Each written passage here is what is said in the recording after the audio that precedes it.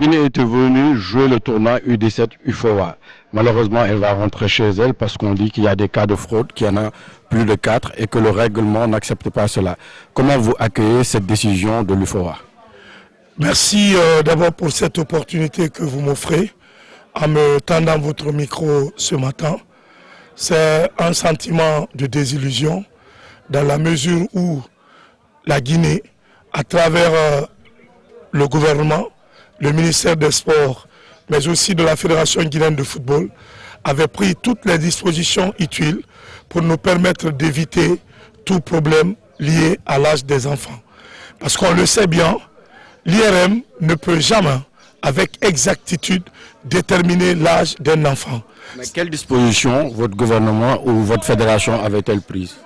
On était venu très tôt à Dakar, sur recommandation de la fédération pour venir voir le docteur Gueye, qui est en même temps le médecin de la CAF, celui qui a fait l'IRM de toutes les 8 équipes participantes au tournoi. Donc nous sommes venus le 9 pour passer un test préventif pour nous permettre de savoir qui est éligible et qui est non éligible. Sur un effectif de 32 joueurs, il y a eu 19 qui étaient éligibles, 13 non éligibles. Donc, pour nous, puisque c'est lui-même qui devrait faire le travail pour la CAF, on était à l'abri de tout problème lié à l'âge. Donc, ce sont ces 19-là que nous avons enregistrés dans le système, plus Amara Keita, que je connais, qui est un élève, qui a été meilleur joueur du tournoi UFOA à Praia, aussi en Afrique du Sud, où la Guinée a été championne d'Afrique scolaire, et aussi en Tanzanie, où il a été meilleur buteur, pour dire que ce dernier est au stade 6. J'ai dit non, je ne suis pas convaincu. J'ai mis son nom pour compléter à 20. Et quand on a repris le deuxième test, toujours avec le docteur Kébé, Amara, qui était déclaré inéligible avec le stade 6, est passé avec 4. Comme pour vous dire que on ne comprend jusqu'ici pas la raison qui fait que notre pays a été éliminé. Ensuite, parmi les 10 là, on envoie, on dit que, ok, au départ c'était 10, on dit encore que ce n'est plus 10, c'est 5 qui sont inéligibles. Et parmi les 5, il y a 2 jumeaux nés le même jour, qui font les mêmes exercices, qui jouent dans la même académie, pour dire qu'un est admissible et l'autre n'est pas inéligible. Donc on s'est dit, quel a été le lobby pour que la Guinée soit éliminée. Mais dans tout ça, nous on s'en prend à Dr Kébé, qui, pour nous, a trahi son métier, la déontologie de la médecine. Parce que s'il nous avait dit que ces joueurs-là étaient inéligibles, comme ils l'ont fait pour la Gambie, parce que la Gambie est venue avec 35 joueurs au départ. Parmi les 35, 6 seulement étaient déclarés éligibles par le même médecin, Dr Kébé. Donc la Gambie a eu le temps d'aller chercher d'autres enfants. Si tel était le cas, on pouvait faire pareil. Nous avons aujourd'hui les U15 qui sont en préparation. On pouvait aller prendre ceci pour venir compléter.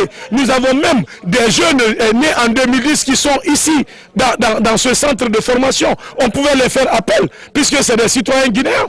Mais, franchement, on a été trahis. Vous pensez peut-être qu'il y a une politique qui est derrière, qui en veut à la Guinée?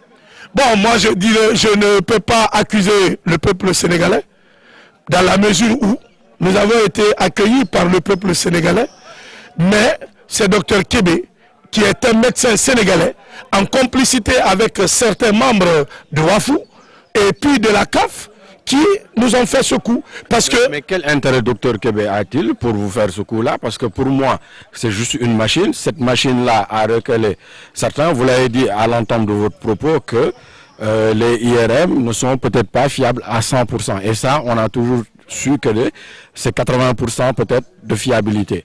Donc pourquoi vous jetez le tort envers Dr Kébé? On jette le sort envers Dr Kébé dans la mesure où c'est lui qui a fait le premier test, que nous avons appelé le test préventif. Et je lui ai dit, en le regardant en face, je dis, docteur, si vous pensez qu'il y a des joueurs qui sont inéligibles, même s'il va rester un, ayez le courage de me le dire, nous avons le temps de changer. Nous l'avons fait le 9, la compétition devrait démarrer le 20, on avait tout le temps de changer ce qui était inéligible. Mais il nous a rassurés à travers un écrit où il a signé et cacheté. Donc c'est vrai que nous, sa signature et son cachet l'engagent.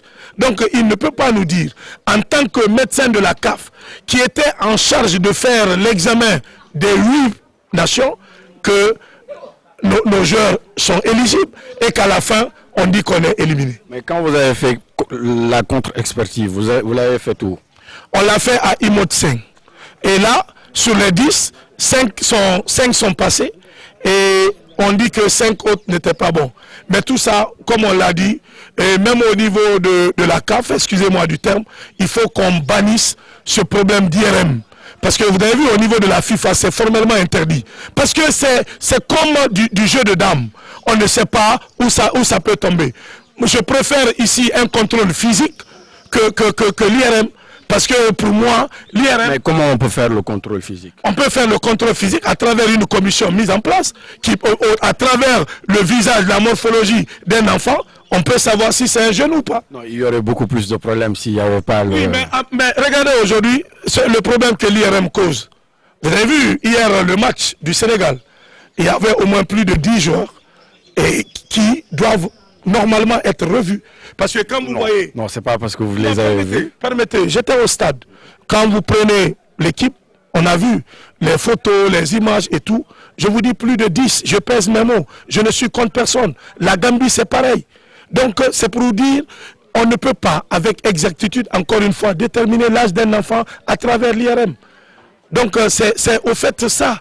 Donc, il faut, comme la FIFA l'a fait, bannir cette question-là, sinon on va faire du tort. Regardez aujourd'hui, la Guinée-Bissau et la Sierra Leone qui sont intégrés. Si la Guinée n'avait pas porté plainte, ces deux pays-là aussi étaient déjà éliminés de la compétition. Oui, mais le règlement a toujours laissé en place que on peut faire un recours. Donc ils ont utilisé ce recours-là comme vous avez utilisé le recours. Oui, on a fait le recours et le recours a été accepté. C'est pourquoi on avait fait encore une deuxième plainte pour nous permettre de reprendre pour les 5 autres. Mais malheureusement, ils n'ont pas donné suite. Mais aujourd'hui, nous avons saisi la tasse, le tribunal arbitral du sport, et que vraiment nous voulons être rétablis, même si cette compétition passe, si nous sommes rétablis dans nos droits, peut-être qu'en plus du pays organisateur de la CAN, la Guinée pourrait participer à la Coupe d'Afrique. Mais nous n'allons pas laisser cette chose se passer comme ça. Encore une fois, la fiabilité de ces résultats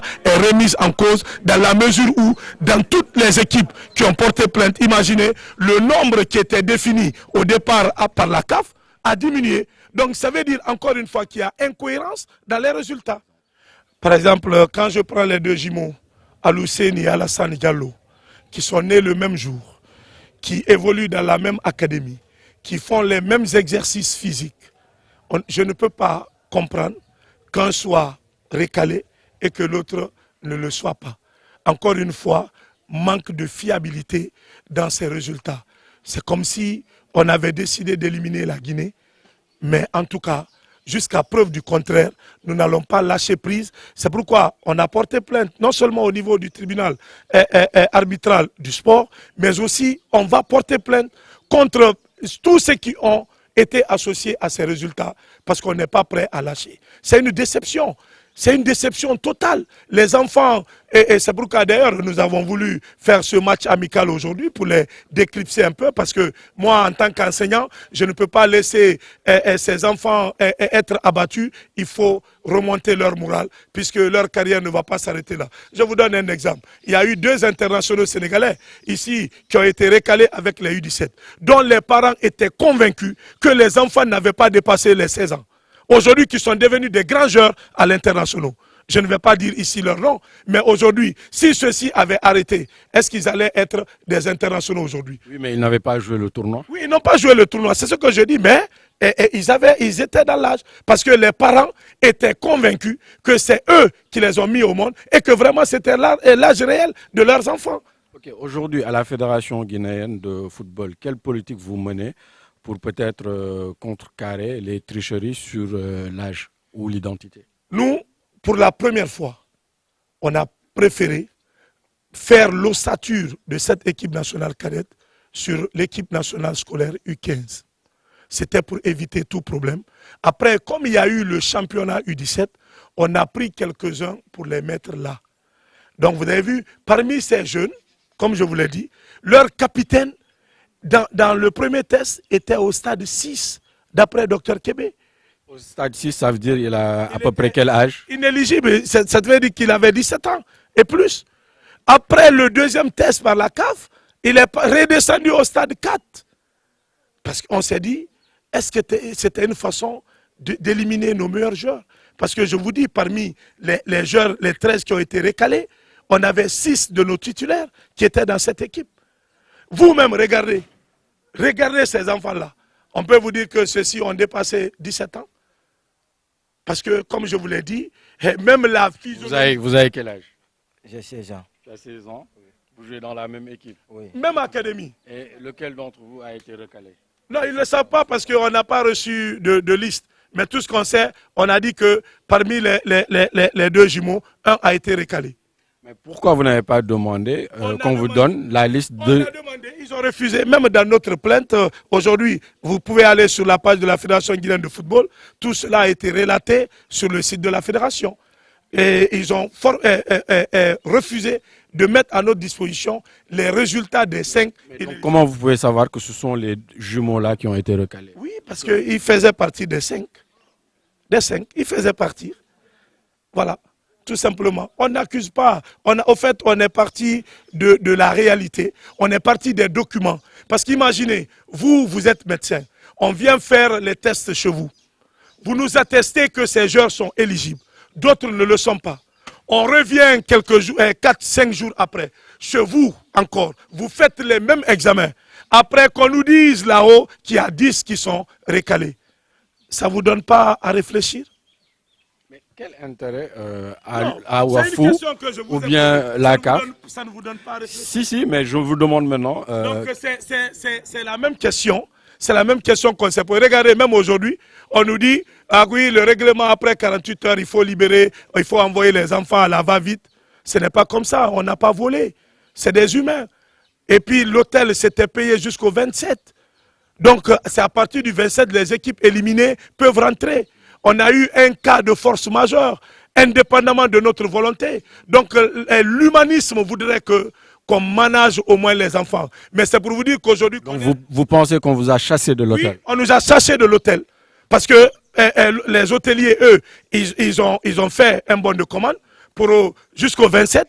Quel que soit PDX, c'est à partir du 27, les hôtels devraient commencer à se vider à travers les cas d'élimination. Mais aujourd'hui, ils ne se sont pas mis à notre place. Le chiffre 6, quand je l'écris tout de suite, tous ceux qui seront de ce côté vont lire 6. Ceux qui seront de l'autre côté vont lire 9. Chacun a sa façon de concevoir les choses. Mais tout ce que je peux dire, en matière de sport, surtout avec des jeunes, on doit être très très méfiant, on doit être tolérant, on doit être humain. Si nous-mêmes, Africains, on ne se donne pas la main pour développer le football, et je vous dis, je pèse mes mots ici, le président de la Fédération sénégalaise de football, il faut qu'il arrête avec la mafia qu'il est en train de jouer au haut niveau. Ça ne peut pas se passer comme ça. Parce que vous avez vu cette jeune équipe qui a... Vous pensez que c'est Maître Senghor qui... Oui, il y a les mains derrière. Parce que je vous dis, l'équipe guinéenne est la seule équipe qui a pu battre cette catégorie-là, qui est aujourd'hui. On s'est rencontrés 4 fois. Le Sénégal a gagné une seule fois au tir au but, en Mauritanie. Tout le reste, après, c'est nous qui les avons éliminés en phase de poule. En Tanzanie, l'événement le plus récent, nous les avons éliminés en demi-finale. Donc, c'est pour vous dire que ce n'est pas parce que vous avez vos parents dans les hautes instances, il faut être simple, comme le font d'autres Sénégalais. Il faut que Maître Senghor accepte de ne pas se mêler, de ne pas s'ingérer dans le football africain au détriment des autres. Si vous prenez le WAFU aujourd'hui, les 90%, ce sont des Sénégalais qui sont là. Le médecin qui a analysé les résultats au niveau de la CAF en Égypte là-bas, c'est un Sénégalais, Aboubakri. Donc il faut qu'on arrête. Mais qu'est-ce qui empêche aujourd'hui aux dirigeants guinéens aussi d'intégrer ces instances-là? Si l'occasion n'est pas donnée, vous êtes là par exemple. Je vous donne un exemple frappant. Je suis là et si j'ai envie de vous aider pour que vous soyez à côté de moi, ça serait vite fait. Mais si vous n'avez pas envie, ça ne va pas se faire aussi. Donc c'est pour vous dire que tout est question de lobby aujourd'hui et de relations. Je vous remercie.